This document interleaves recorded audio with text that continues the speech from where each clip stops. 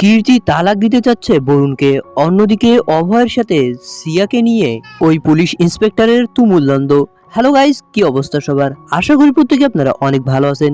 নিয়ে আসলাম ভাগ্যরেখা ধারাবাহিক নাটকের 286 নম্বর পর্বের সুন্দর একটি এক্সপ্লেনেশন। কথা না বেরিয়ে ভিডিওটি শুরু করব তার আগে দর্শক আমাদের এই চ্যানেলটিকে অবশ্যই সাবস্ক্রাইব করতে ভুলবেন না। দর্শক, পর্বের শুরুতে আমরা দেখতে পাই যে প্রিন্সিপাল ম্যাডাম ওই আমর নামের ছেলেটির মাকে ডেকে এনেছে স্কুলে। এটি দেখে অভয় তো বেশ অবাক হয়ে যায়, কারণ ওই ইন্সপেক্টরই ছিল অমর নামের সেই ছেলেটির মা। শ্রদ্ধা তো এই ব্যাপারে কিছুই জানে না যে অভয়ের সাথে ওই ইন্সপেক্টরের ঝামেলা হয়েছে। শ্রদ্ধা এটি না জেনেই সেই মহিলাকে অনেক বকাঝকা করতে থাকে। সে বলতে থাকে আমার বাচ্চা কখনোই মিথ্যা কথা বলতে পারে না, কিন্তু ইন্সপেক্টরও কম যায় না। সেও বলতে থাকে যে নিজের মেয়েকে ভালো করে সামলে রাখেন, আমার ছেলের নামে আমি একটিও বাজে কথা শুনতে চাই না। এই কথা বললে প্রিন্সিপাল ম্যাডাম অমরকে বলে তুমি সিয়ার কাছে ক্ষমা চাও। এটি শুনে অমর নামের ওই ছেলেটি সিয়ার কাছে ক্ষমা চায়। দর্শক, এরপরে দেখতে পাই যে ইন্সপেক্টর অভয়কে হুমকি দিয়ে সেখান থেকে চলে যায়। দর্শক, এরপর দৃশ্যের পরিবর্তন হয়। আমরা দেখতে পাই যে শ্রদ্ধা এবং অভয়ও বাড়িতে চলে এসেছে। অন্যদিকে আমরা নয়নাকে দেখতে পাই, যে কিনা বরুণ এবং কীর্তির জন্য নাস্তা দিয়ে সেখান থেকে চলে যায় এবং বলে যায় যে তোমরা দুজনে তাড়াতাড়ি নাস্তা করে নাও। দর্শক, অন্যদিকে আমরা বরুণকে দেখতে পাই, যে কিনা কীর্তির সঙ্গে বারবার কথা বলার চেষ্টা করছিল, কিন্তু কীর্তি কোনো পাত্তাই দিচ্ছিল না বরুণকে। সে বরুণকে বলতে থাকে মা নাস্তা দিয়ে গেল, নাস্তা খেয়ে নাও। এই কথা বললে বরুণ কীর্তিকে বলতে থাকে ইদানিং তুমি বেশি ব্যস্ত রয়েছো অফিসের কাজ নিয়ে। এত ব্যস্ততা কিন্তু আমাদের সংসারের জন্য ভালো নয়, আমাদের কিয়ারাকেও দেখাশোনা করতে হবে। কিন্তু এতে কীর্তি বেশ রেগে যায় এবং বরুণকে বলতে থাকে যে অফিসের কাজে একটু তো ব্যস্ততা থাকবেই। এই কথা বলে সে সেখান থেকে উঠে চলে যায়। দর্শক, এরপরে দৃশ্যের পরিবর্তন হয়। আমরা দেখতে পাই যে শ্রদ্ধা এবং অভয়কে, যেখানে কিনা অভয় শ্রদ্ধাকে ঘরে নিয়ে এসে বলতে থাকে যে সিয়া আমার মেয়ে, কোনো কিছু হলেই সর্বপ্রথম আমাকে জানানো উচিত, কিন্তু তুমি একা একা এত সব কিছু করতে গেল কেন? তখন শ্রদ্ধা অভয়কে বলতে থাকে যে কালকে আমি তোমাকে অনেকবার বলার চেষ্টা করেছিলাম এই স্কুলের ব্যাপারটি নিয়ে, তুমি অফিসের কাজে ব্যস্ত থাকায় আমার কোনো কথাই শুনোনি। তার কারণে আমি নোট লিখে দিয়ে গেছিলাম, তুমি সেগুলোও ফেলে দিয়েছো। কিন্তু এবার অভয় শ্রদ্ধাকে সব কিছু খুলে বলে। সে বলতে থাকে যে আজকে অফিসে যাওয়ার সময় আমি একটি কার অ্যাক্সিডেন্ট করেছিলাম, আর ওই অমরের মাই ছিল ওই থানার পুলিশ ইন্সপেক্টর।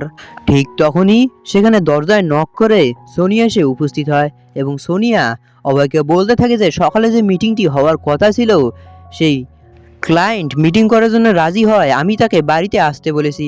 এই কথা শুনে অভয় একটু খুশি হয়। দর্শক, এর পরের দৃশ্যেই আবারও অভয়কে থানা থেকে ফোন করা হয় এবং তাকে জরুরি ভিত্তিতে থানাতে যাওয়ার জন্য বলা হয়। থানা থেকে ফোন এসেছে এটা জানতে পেরে শ্রদ্ধা অভয়ের সাথে থানায় যাওয়ার জন্য রেডি হতে থাকে।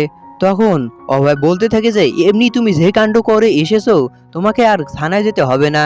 এই কথা বলে অভয় শ্রদ্ধাকে রেখেই থানাতে চলে যায়। দর্শক, এর পরের দৃশ্যে আমরা দেখতে পাই যে কীর্তি মাত্রই অফিস থেকে ফিরলো এবং সে যখন ঘরে ঢুকে সে দেখতে পায় যে বিছানার ওপর তার প্রিয় পপকর্ন এবং জুস রাখা। ঠিক সে সময় বরুণ সে বলতে থাকে যে কীর্তি দেখো, আমি তোমার পছন্দের পপকর্ন এবং জুস রেডি করে রেখেছি, চলো আমরা একসঙ্গে খাই। এই বলে সে কীর্তিকে বিছানায় বসায়। দর্শক, তখন কীর্তি কোনো পাত্তাই দিচ্ছিল না বরুণকে। ঠিক সে সময় কীর্তির ফোনে ফোন আসে রাজের সেই মেয়ে কলিগের। সে বলতে থাকে তুমি আজকে অফিসে কাজ ফেলেই চলে এসেছো কেন, তোমার কি সমস্যা? বরুণ কি তোমাকে কাজ করার জন্য মানা করে দিয়েছে? এই কথা বললে কীর্তি বলতে থাকে যে রাজের সাথে কাজ করাই ঝামেলার কাজ। দর্শক, পরের দৃশ্যে আমরা দেখতে পাই যে বরুণ আবারও কীর্তিকে ডাকতে থাকে।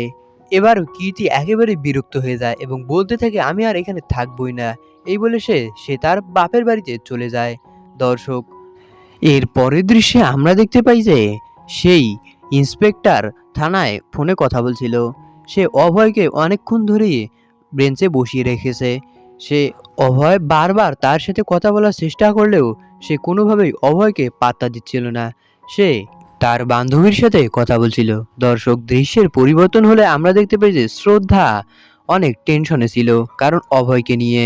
দর্শক, ঠিক সেই সময় তনুজা তাকে ডাকতে থাকে এবং বলতে থাকে যে আমার গরম পানির বাটিটা একটা গামছা সহ তাড়াতাড়ি এনে দাও। গামছাটা এনে দিলে তখন তনুজা শ্রদ্ধাকে ঝাড়ি দিয়ে বলতে থাকে যে গামছাটা ভিজিয়ে আনতে বললাম না। তখন শ্রদ্ধা গামছাটা ভিজিয়ে আনতে যাবেই ঠিক সে সময় তার মা তাদের বাড়িতে এসে উপস্থিত হয় এবং শ্রদ্ধার সাথে কথা বলতে থাকে। এটি দেখে তনুজা আবারও বেশ রেগে যায় এবং শ্রদ্ধাকে গামছা ভিজিয়ে আনার জন্য আবারও পাঠিয়ে দেয়। তখন শ্রদ্ধার মাও কোনো কিছু না বলেই শ্রদ্ধাকে তার শাশুড়ি কাজের জন্য পাঠিয়ে দেয় এবং সে অপেক্ষা করতে থাকে। শ্রদ্ধা কিচেনে গিয়ে অভয়ের কথা মনে পড়ে এবং সে অভয়কে ফোন দিয়ে জিজ্ঞেস করতে থাকে এখানে সবকিছু ঠিক আছে কিনা। তখন রাগ হয় অভয় ফোনটাই কেটে দেয়।